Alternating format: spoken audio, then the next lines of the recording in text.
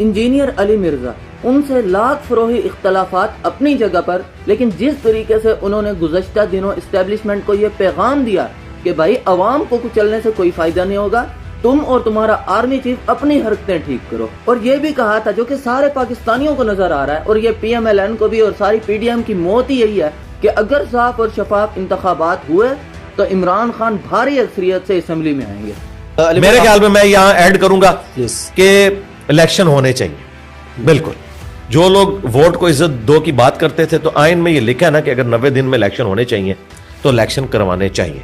सीधी सी बात है। इन्होंने क्या किया गरीब आवाम के लिए? आज तक सब कुछ इन्होंने अपने लिए किया, किसी के लिए कुछ नहीं किया। यही आपकी फौज का भी हाल है। और अब देखिए होता क्या है, एक ही दम सोशल मीडिया पे एक वीडियो वायरल होती है जिसमें एक जाली पीर अफजल कादरी ये कह रहा है कि इंजीनियर अली मिर्जा वाजिबुल कत्ल है और उम्मत का ये फर्ज है कि उसको कत्ल लाजमी किया जाए। हम ये चाहते हैं कि यहाँ पर्चा भी हो, इसकी गिरफ्तारी भी हो और इसको सजाए मौत भी हो।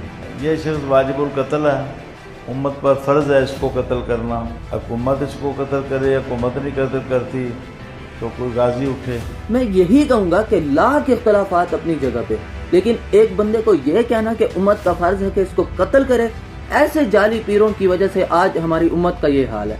इन जैसे पीरों को सिर्फ और सिर्फ अपनी जेब की परवाह होती है, इनको जिंदा गाड़ देना चाहिए। ऐसे लोग दीन को अपनी मेरास समझते हैं कि ये हमारा अकीदा है, ये हमारी मेरास है।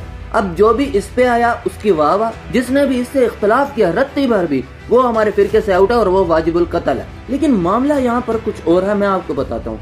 इंजीनियर अली मिर्जा पर तौहीन मजहब की एक और FIR दर्ज हुई है। मुझे लगता है कि ये काम इस्टेब्लिशमेंट का है।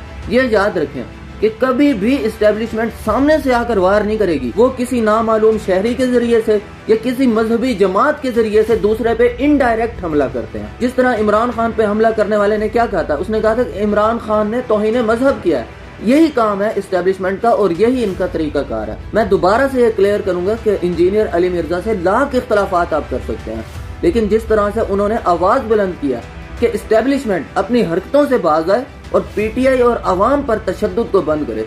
यहाँ पर किसी मौलवी, किसी पीर ने आवाज उठाई है? PTI के लोगों को किस तरह से मारा पीटा जाता रहा, किस तरह से इमरान खान के घर पर हमला किया गया, किसी मौलवी पीर ने आवाज नहीं उठाई। हालांकि गलत को गलत कहना तो इस्लाम में पहला फर्ज है। अगर कोई मौलवी हक की खातिर आवाज ही नहीं उठा सकता तो फिर उससे अच्छा तो ये बंदा है जिससे आप चलो फरोही इख्तलाफात कर सकते हैं, लेकिन एटलीस्ट वो पाकिस्तानियों के हक में अपनी आवाज तो बुलंद कर रहा है। कल कौमी सलामती की मीटिंग थी जिसमें इस्टेब्लिशमेंट और ये PDM के चंद टट्टू टरले वज़रा और उसमें आर्मी चीफ, नेवी चीफ और एयर चीफ तीनों शरीक थे।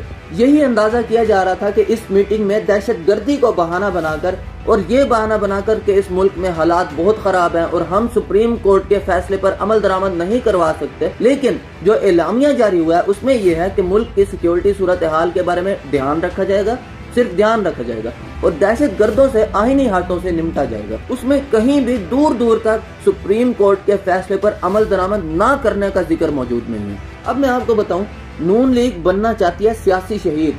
सियासी शहीद का मतलब क्या कि इनके पास कोई बयानिया नहीं बचा कि जिसकी बेस पे अपने वोटर को कहें कि यार हमें वोट दो, कल को आके हम तुम्हारे मसाइल को हल करेंगे। महंगाई, बेरोजगारी, गुर्बत इनके दौर में इतनी ऊपर चली गई है कि इनके पास कोई बयानिया ही नहीं बचा जिसकी बेस पे ये ऐसा कह सकें।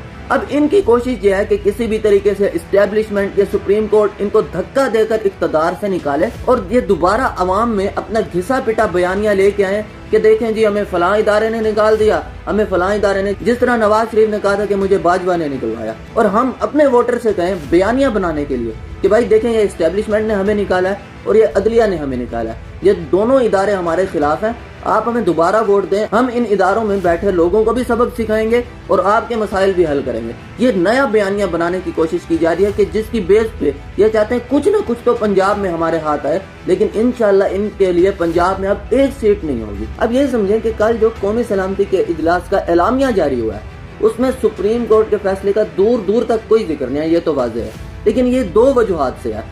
एक ये कि एस्टेब्लिशमेंट ने PDM को साफ इनकार कर दिया है कि भाई हम जितनी तुम्हारी मदद कर सकते थे हमने कर ली, लेकिन अगर अब सुप्रीम कोर्ट ने हुक्म दे दिया है तो अब हम इलेक्शन नहीं रोक सकते। और दूसरी वजह यह भी हो सकती है कि आर्मी चीफ तो एक तरफ इनकी तरफदारी कर रहे हो, لیکن اس میٹنگ میں ایئر چیف بھی تھے یعنی جو پاک فضائیہ کے چیف ہیں، اور نیوی چیف بھی تھے جو یہ سمندری جہاز وغیرہ کے چیف ہیں. اس لیے مشترکہ طور پہ کوئی اعلامیہ جاری نہیں ہو سکتا کہ ہم سپریم کورٹ کے فیصلے کے خلاف جائیں گے. الیکشن تو ہونے ہیں، یہ تو پکی بات ہے. یہ کوئی عام تھانے دار یا کسی ناظم کا یا کسی کونسلر کا حکم نہیں ہے، یہ ہے سپریم کورٹ کا حکم. میں نے آپ کو بتایا تھا کہ شریف خاندان اور یہ نون لیگ اسحاق ڈار کو کہہ رہا ہے، یعنی وزارت خزانہ کو کہہ رہا ہے کہ آپ الیکشن کمیشن کو فنڈز جاری نہ کریں. لیکن جو کوئی بھی ایسا کرے گا اس پہ پہلے تو توہین عدالت لگے گی اور اس کے بعد اس کی نااہلی ہوگی. آج وزارت خزانہ نے الیکشن کمیشن کو ٹوٹل 21 ارب روپے دینے تھے، اس میں سے 10 ارب روپے جاری کر دیے ہیں. اور الیکشن کمیشن نے بھی یہی کہا تھا کہ ہمیں 21 ارب روپے یکمشت نہیں چاہیے، اکٹھے نہیں چاہیے، آپ ہمیں باری باری کر کے دیتے رہیں. یہ آگے جو کچھ مرضی کر لیں، چاہے مریم نواز چیف جسٹس کے خلاف جو مرضی بک بک کر لے، لیکن انشاءاللہ یہ ہے چیف جسٹس صاحب کا حکم اور سپریم کورٹ کا حکم. اگر انہوں نے آئین توڑا تو کل کو پاکستانی کیوں قانون کو فالو کرے؟ کوئی بھی اگر پاکستانی قتل کے کیس میں اندر چلا جاتا ہے تو وہ تو یہ کہہ سکتا ہے کہ یہ جج میرے خلاف ہے، مجھے اس کا فیصلہ پسند نہیں ہے.